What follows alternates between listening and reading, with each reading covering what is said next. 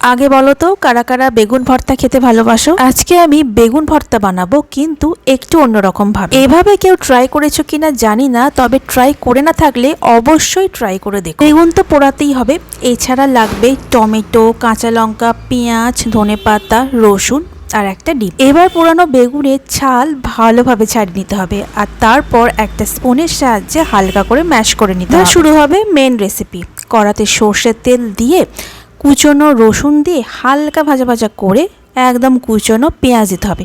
পেঁয়াজের কালারটা যখন হালকা চেঞ্জ হবে তখন বেশ অনেকগুলো লঙ্কা কুচনো আর টমেটো কুচনো দিতে হবে। স্বাদ মতো নুন আর হলুদ গুঁড়ো দিয়ে বেশ কিছুক্ষণ নাড়াচাড়া করে বেগুনের যে ম্যাশ করা বেগুনটা ছিল সেটা দিয়ে আরও কিছুক্ষণ নাড়াচাড়া করতে হবে।